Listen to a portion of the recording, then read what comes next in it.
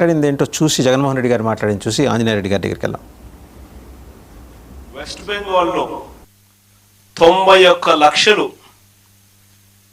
అంటే 11.9% ఓట్లు తీసేసినారు. వెస్ట్ బెంగాల్లో 91 లక్షల ఓట్లు తీసేయడం జరిగింది ఎస్ఐఆర్ సర్వే ద్వారా. తమిళనాడులో 74 లక్షల ఓట్లు తీసేయడం జరిగింది ఈ ఎస్ఐఆర్ సర్వేల ద్వారా.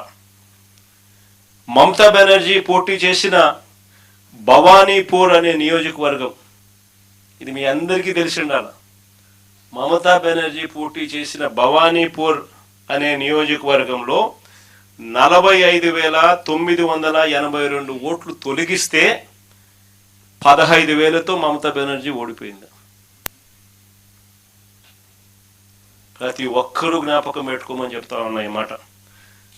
అదేవిధంగా తమిళనాడులో స్టాలిన్ పోటీ చేసిన కొలతూర్ అనే నియోజకవర్గంలో దాదాపుగా 71,000 ఓట్లను తొలగిస్తే ఆయన ఓడింది 8,000 ఓట్లతో ఆయన ఓడిపోయాడు.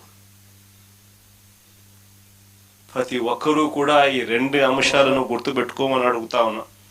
అంతేకాదు బెంగాల్లో తీసేసిన ఓట్లు 91 లక్షల ఓట్లు బెంగాల్లో తీసేస్తే ఆ రాష్ట్రంలో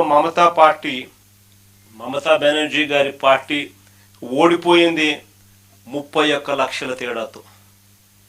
91 లక్షల ఓట్లు తీసేస్తే 31 లక్షల ఓట్ల తేడాతో ఆయన ఓడిపోయింది. తమిళనాడులో 74 లక్షల ఓట్లు తీసేస్తే స్టాలిన్ పార్టీ ఓడింది 17 లక్షల తేడాతో. వెస్ట్ బెంగాల్లో 91 లక్షలు. జగన్మోహన్ రెడ్డి గారు గట్టిగా హోంవర్క్ చేసుకొని బాగా ఎక్స్ప్లెయిన్ చేశారు టీచర్ మాదిరి.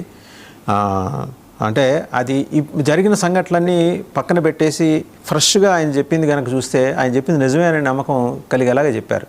మంచి ఈ మధ్యకాలంలో ఈ he's developed his oratory skills very well. ముఖ్యమంత్రి పదవి నుంచి దిగిపోయిన తర్వాత బాగా స్టడీ చేస్తున్నారు ఆయన. నాకు అర్థం కాదు ఏంటంటే ఇవాళ నెత్తికెక్కి డ్యాన్స్ కట్టే చొరబాటుదారుల నుంచి ఆ రాష్ట్రాన్ని రక్షించినందుకు మరి సిఈసిని అభినందించాలా? ఎందుకంటే కేంద్ర ప్రభుత్వం సంబంధం లేదు, ఎలక్షన్ కమిషన్ చేసింది, అభినందించాలా? లేకపోతే మమతా బెనర్జీ ఓడిపోయిందనే దిగులతోటి ఆయన చాలా ఆవేదనతో మాట్లాడారు. స్టాలిన్ ఓడిపోయారనే ఒక ఆవేదన, ఈ 2 ఆవేదనలు కలిపి మాట్లాడారు. ఆయన భయం ఏంటి, రేపు పొద్దున ఇట్లాంటిది ఏదో జరిగిపోయి ఇప్పుడు ఆయన జేబులో ఉన్న 40% కూడా వీళ్ళు కొట్టేస్తారనా? నేను అడుగుతున్నారు సార్ మిమ్మల్నే ఆంజనేయ రెడ్డి గారు. మీరు వారు ఆడిటరీ స్కిల్స్ పెంచుకున్నారన్నారు, మీరు ఇంకోటి యాడ్ చేయాలి, మావిగన్తో సహా వారు ఆడిటరీ స్కిల్స్ చాలా గొప్పగా పెంచుకున్నారు. ఒకటి. రెండోది అన్నీ చెప్పారు. ఉత్తరప్రదేశ్లో బీజేపీ గవర్నమెంట్ ఉంది, ఉత్తరప్రదేశ్లో 2 కోట్ల ఓట్లు తొలగించారు. 2 కోట్ల ఓట్లు అది ఎందుకు చెప్పలేదో మరి జగన్ గారు చెప్పారో లేదో నాకైతే తెలియదు. మీరు మధ్యలో వారి యొక్క దీన్ని ఆపేశారు కాబట్టి. నిన్నటి రోజున సుప్రీంకోర్టు తీర్పు చూసిన తర్వాత కూడా జగన్మోహన్ రెడ్డి గారు లాంటి నాయకులు, ఒక మాజీ మంత్రి, ఒక మాజీ ముఖ్యమంత్రి, మాజీ లోక్సభ సభ్యుడు, శాసనసభ్యులు 3 సార్లు గెలిచారు, 4 సార్లు గెలిచారు, ఆ సభలోకి రానని చెప్తున్నారు. వారితో మాట్లాడుతూ ఉంటే ప్రజలు నవ్వుకుంటున్నారు. సుప్రీంకోర్టు నిన్నటి రోజున చాలా స్పష్టంగా ఎస్ఐఆర్ అనేది చట్టబద్ధంగా జరుగుతుంది, జరగాలి, జరిగితేనే అది ప్రజాస్వామ్యం బలోపేతం అవుతుంది, ఎలక్షన్ కమిషన్ తీసుకున్న నిర్ణయాన్ని ఎవరో తప్పుపట్టడానికి లేదని చాలా స్పష్టంగా సర్వోన్నత న్యాయస్థానము, ఈ దేశంలో ఉండే సర్వోన్నత న్యాయస్థానము స్పష్టం చేసిన తర్వాత జగన్మోహన్ రెడ్డి గారు లాంటి నాయకులు మాట్లాడేది చాలా దురదృష్టకరము. ఈ ఎస్ఐఆర్ ఎందుకు జరుగుతుంది? ఇది మొదటిసారి జరుగుతుందా? ఇది ఈ దేశంలో అనేక సందర్భాల్లో ఎస్ఐఆర్ జరుగుతుంది. మీరు వాసుదేవన్ గారు, మీరు ఎవరో సీనియర్ మీడియా పర్సనాలిటీ, మీ అనేక సంవత్సరాలుగా మీరు పనిచేస్తున్నారు. ఎస్ఐఆర్ ఇంతకుముందు జరగలేదా? ఓట్ల తొలగింపు ఇంతకుముందు జరగలేదా?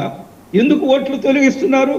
అనర్హులైన వాళ్ళందరినీ, చనిపోయిన వాళ్ళ ఓటర్ లిస్టులో కొనసాగించాలనా? డబుల్ ఎంట్రీలని ఓటర్ లిస్టులో కొనసాగించాలనా? అడ్రస్ మార్చి వేరే ప్రాంతాలకు వెళ్ళిన వాళ్ళు, వేరే రాష్ట్రాలకు వెళ్ళిన వాళ్ళని ఓటర్ లిస్టులో కొనసాగించాలనా?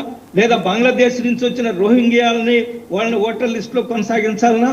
ఈరోజు మనం చూస్తున్న వెస్ట్ బెంగాల్లో ప్రభుత్వం వచ్చిన తర్వాత, సువేంద్ర అధికారి నాయకత్వంలో ప్రభుత్వం వచ్చిన తర్వాత ఏం జరుగుతుందో, వందలు వేలు లక్షల మంది బంగ్లాదేశ్ బార్డరు దాటిపోతూ వాళ్ళు బంగ్లాదేశ్కి వెళ్ళిపోతున్నాం మా దేశానికి అని చెప్తూ చాలా స్పష్టంగా చెప్పారు.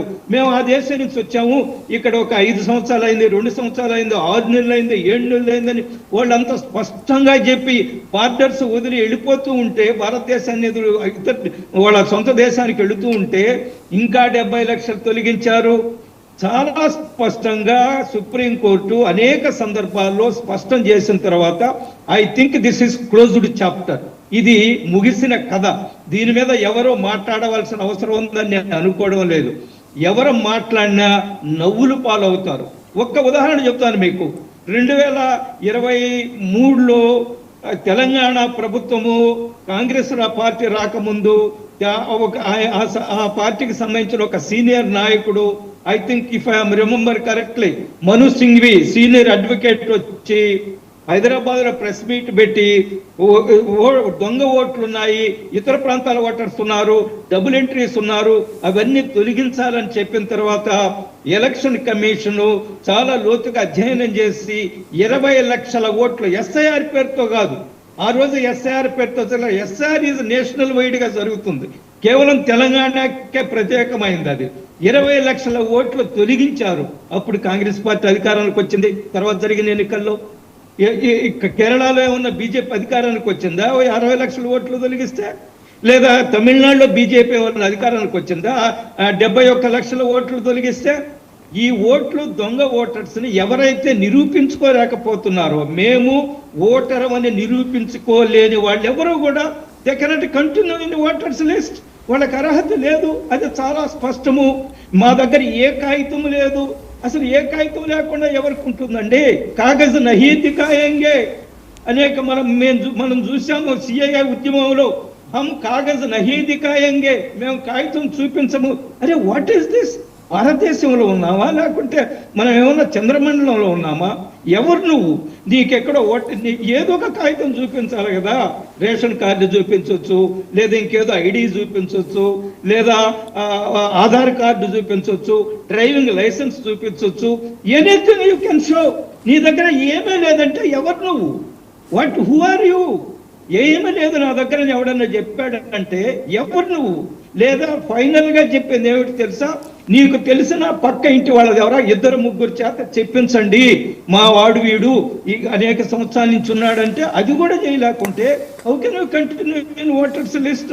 వాళ్ళు ఇల్లీగల్. జగన్మోహన్ రెడ్డి గారు ఈ సందర్భంలో ఎందుకు ఈ ప్రస్తావన చేస్తుంటారండి? అంటే అది కొంచెం అన్టైమ్లీ అనిపించట్లా? నేను చాలా సందర్భాల్లో వైసీపీ నాయకత్వానికి చెప్పాను, మీ నాయకుడు జగన్మోహన్ రెడ్డి గారు ఎంత తక్కువ మాట్లాడితే అంత మంచిదయ్యా మీ పార్టీకి అని, ఎంత ఎక్కువ మాట్లాడితే మీ పార్టీ రోజు రోజుకు అంత దిగజారిపోతుందా అని చెప్పాను.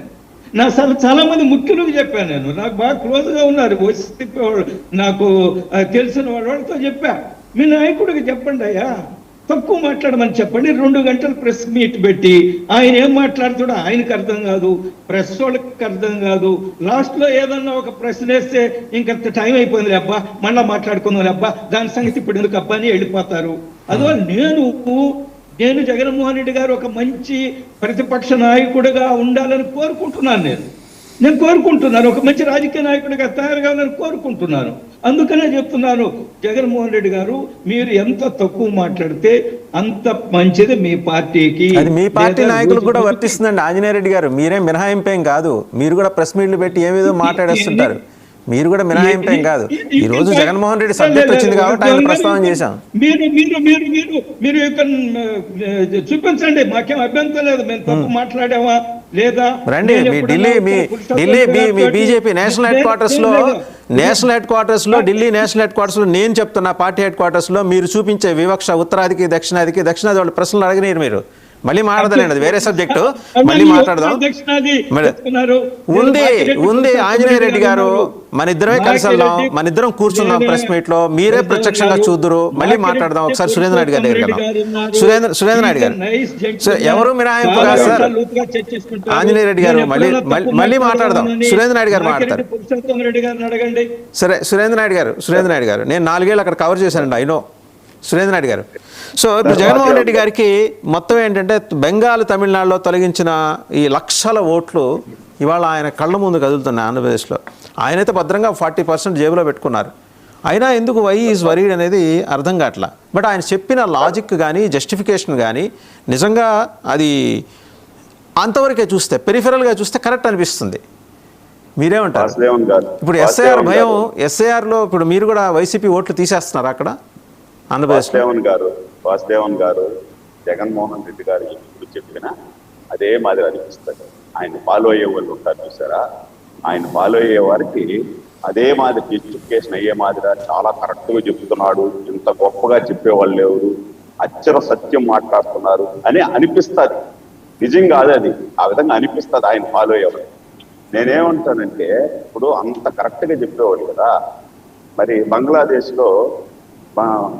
వాళ్ళందరినీ తీసుకొచ్చేసి అక్కడే కోల్కతాలో పెట్టేసి ఓట్లు వేసేమని చెప్పండి, వాళ్ళకి రాజ్యాంగం ఇచ్చేయమని చెప్పండి సార్. ఎందుకు అంత బాధపడిపోతున్నారు?